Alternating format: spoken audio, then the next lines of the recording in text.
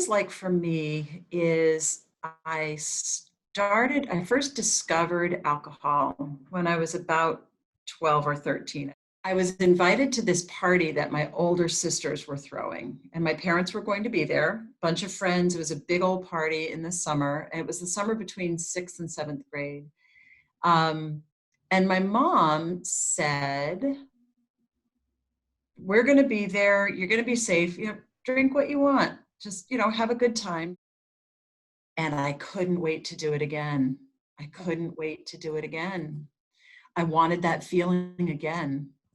And the way, again, years later now that I think about that is when you bounce a ping pong table, a ping pong ball on a ping pong table, and the first time you bounce it, it goes up nice and high, and then it comes down. And the next time it doesn't go up quite so high, and then it comes down. And then the third time, still shorter and shorter and shorter and shorter.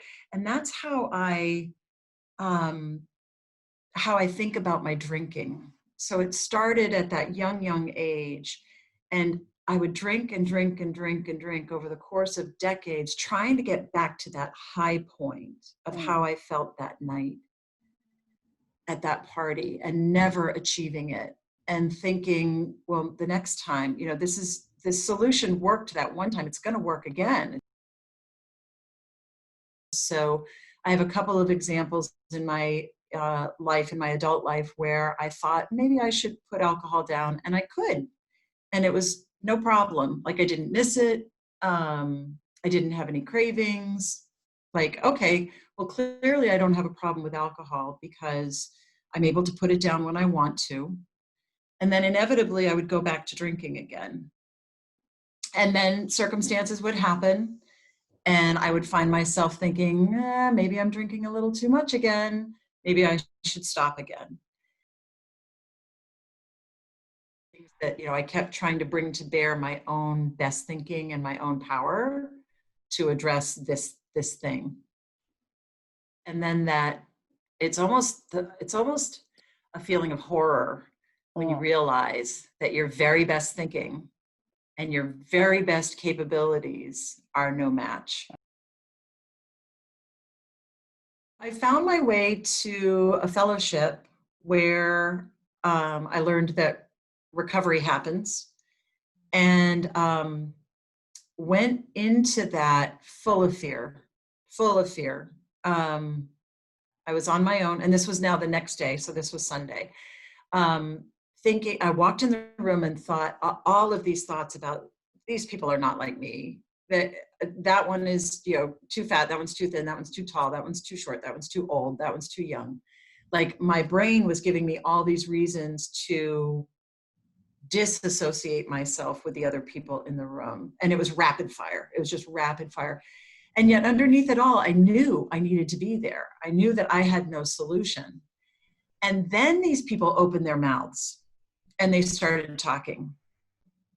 And I swear to you, people said things out of their mouths that were deep, dark secrets in my head that I was never going to say out loud to anyone in that very first meeting. And my jaw hit the floor. Like, how do you have the courage to admit these things out loud when they are my deep, dark, dirty little secrets?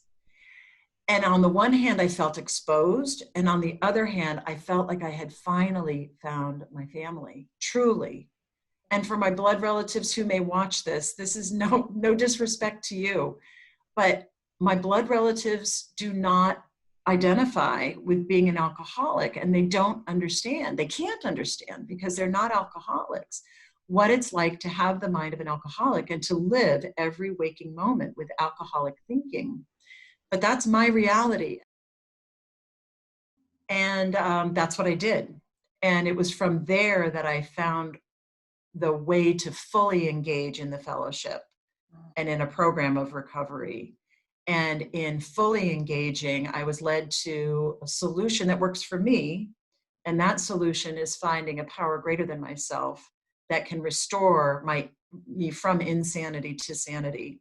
A power greater than myself that can stand between me and that first drink. And I also identify as a food addict in recovery. And so that higher power stands between me and that first compulsive bite of my alcoholic foods.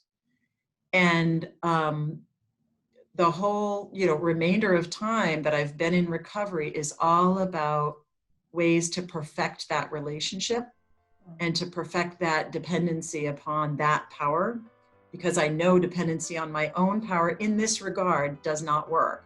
Now, I can depend on my own power and my self-will in all kinds of other ways. For anyone who is gonna watch this and hear this, who is in your place when you didn't know what you were doing, when you were in your hopelessness, in your like, where do I turn next? What piece of advice would you give? Like, what last bit of hope would you give to that new person, or that person who has continued to relapse, but who really wants to get clean and get sober? Like, what is that last piece of hope that you would leave someone with? What a beautiful question. Good question. Because there is so much hope to be had. I would say probably one of the most difficult things to do, because like my addicted brain wants to tell me lies, and it tells me lies in rapid fire. And it tells me things like, I don't need anyone. It tells me things like, I've got this. It tells me that those people don't know what they're talking about, or I don't fit in with them, or any number of different lies. And the hope that I would leave for somebody who might watch this video is, as best you can, don't listen to those lies. Go put yourself, what I did was put myself in a position where I could hear the message of hope and then talk to the people who spoke to my heart. That's the hope that I would pass on, is avail yourself of people who are in recovery and listen. And when you feel that twinge in your heart, act on it. It's the hardest thing in the world to do.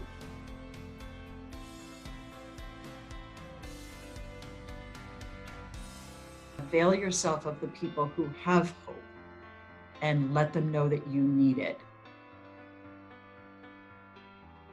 And we will give it to you freely and gladly and with a happy heart.